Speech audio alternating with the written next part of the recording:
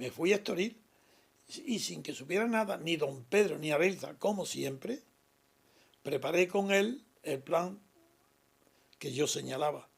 Y entonces se trataba de lo siguiente. Una operación yo había preparado desde hacía mucho tiempo antes, varios años antes, de acuerdo con don Eduardo Blanco, el director general de la seguridad, y varios militares de altísima, tenientes generales, las máximas autoridades del ejército. Yo había preparado un plan desde el mes de octubre del año 67, donde Franco en una cacería en Cazorla perdió el conocimiento. Y yo fui informado por un almirante inglés que había asistido a esa cacería.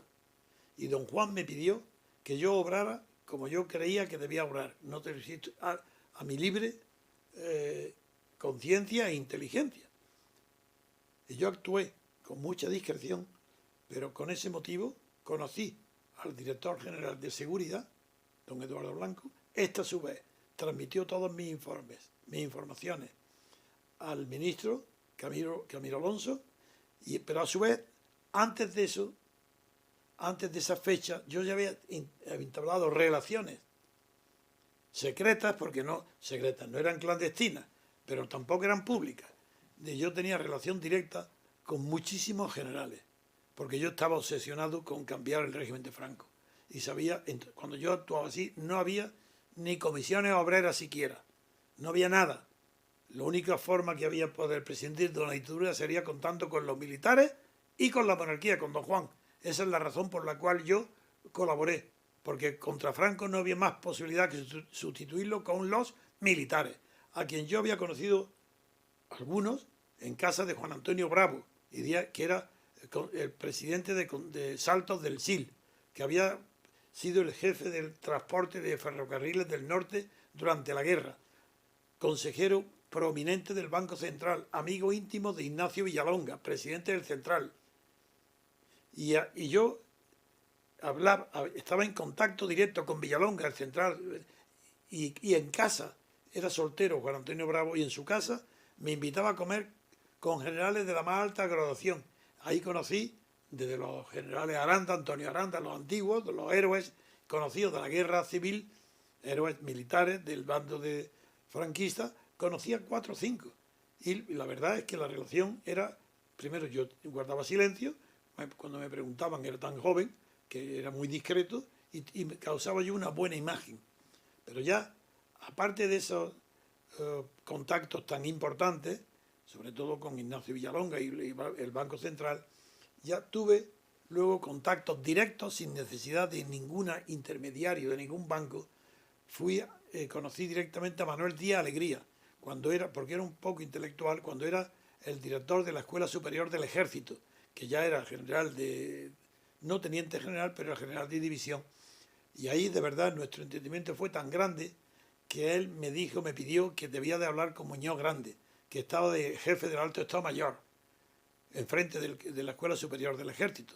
Y yo me quedé asombrado porque yo no podía imaginar que mis palabras, porque yo hablaba con muchísima libertad delante de los militares, daba mi opinión, diciendo que Franco, bueno, que era una dictadura y que eso iba a terminar, y que más valía terminarla bien, que no de una manera improvisada mal, o por un golpe, o por...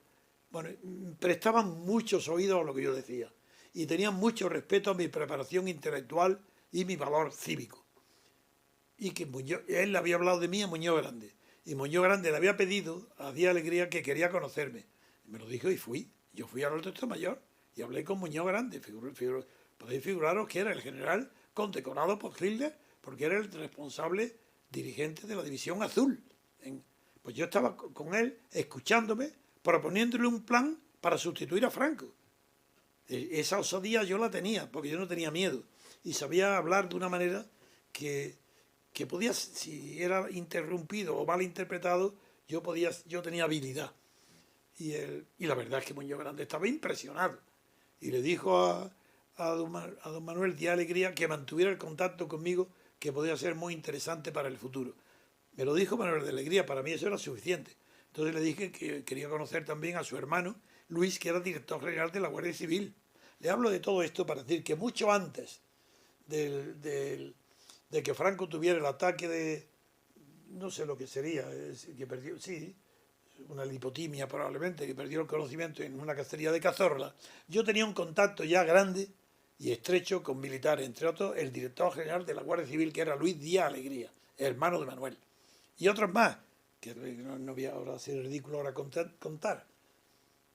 Y esto me sirvió para que cuando se acercó el día de Cazorla de la lipotimia, la enfermedad y el peligro de que Franco muriera, esos conocimientos me sirvieron para que el director general de seguridad, ninguno sabía mis contactos, ni yo se las conté, pero al darse cuenta de con qué seguridad hablaba yo, él transmitió una imagen de mí a Camilo Alonso Vega tan segura que por eso Camilo Alonso Vega en su momento oportuno aceptó venir a comer a mi casa, cuando yo ya había dado pruebas y el director general de seguridad tenía conocimiento, nada menos, de que yo había ayudado a la creación y la fundación de comisiones obreras en España.